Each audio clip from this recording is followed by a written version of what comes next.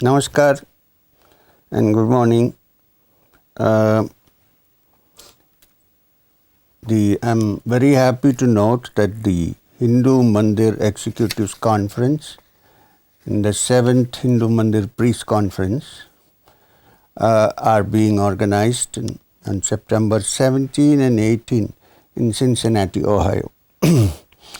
The focus of the conference being youth engagement.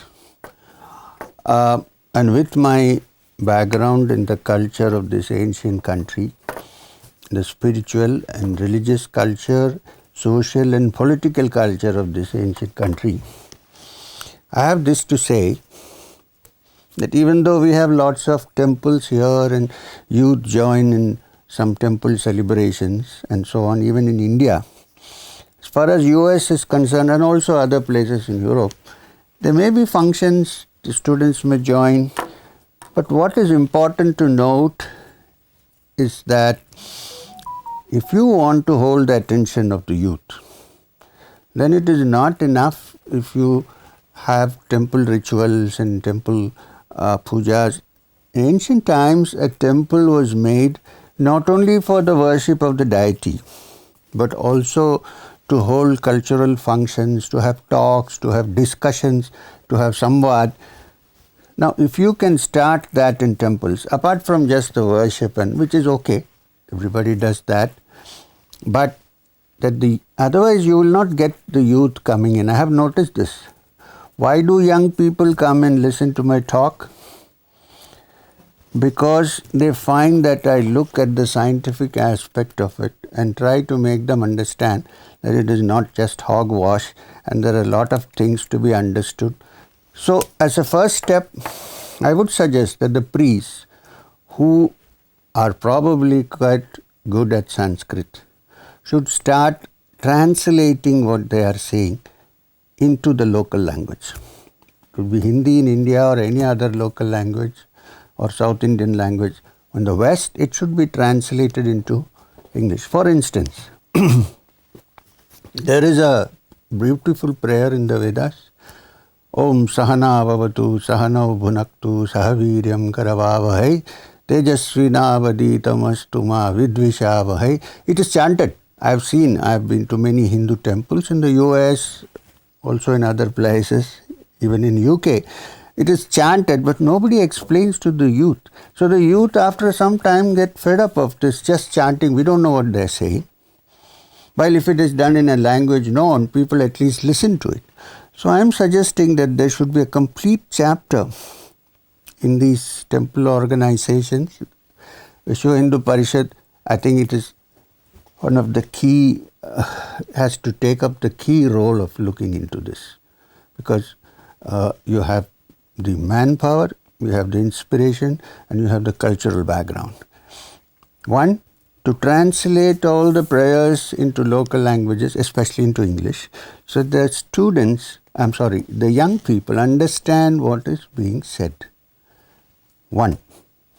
Two, they must also know that the Hindu system of thought and the nation where they come from is not merely concerned with religion. It is also concerned with the greater levels and inner exploration of consciousness. So when the youth are exposed to that, they will get great interest in studying your Shastras.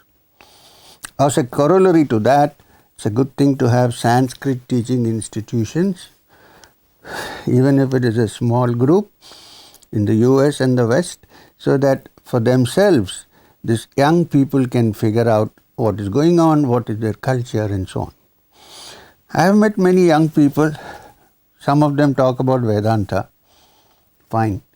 But it should be understood that there are 5 darshanas in this ancient nation. Starting with Sankhya, the oldest. The Sankhya, the Nyaya, the Yoga, the Mimamsa.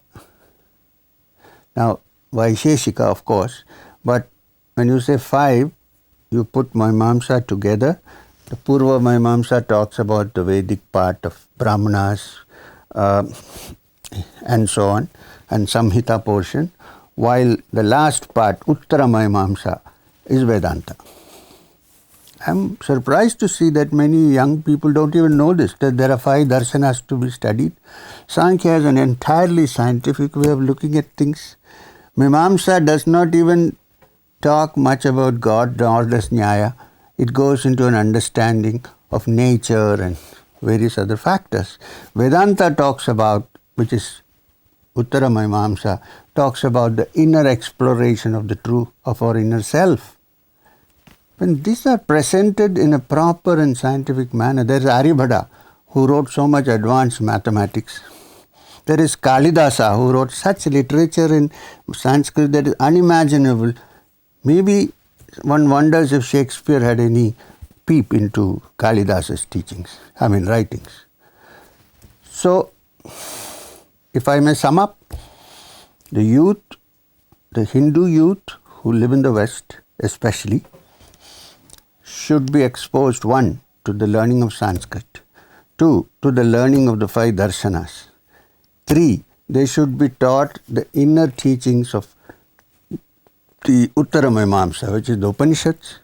If this is done and the mantras are described to them and translated to them, I am sure with a little bit of ceremonials and interesting parts of the ritual, the youngsters will get attracted and then begin to understand the value of this nation. And that understanding the value of the nation and therefore safeguarding it and protecting it, I think is what you should define as nationalism. So, this is what I have to say.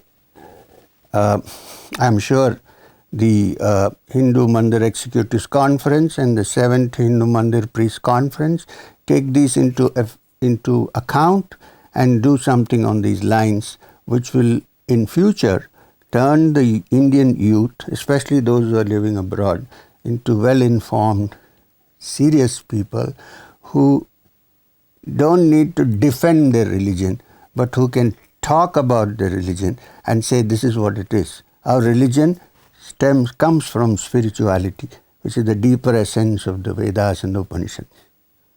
Om Shanti, Shanti, Shanti. Thank you very much.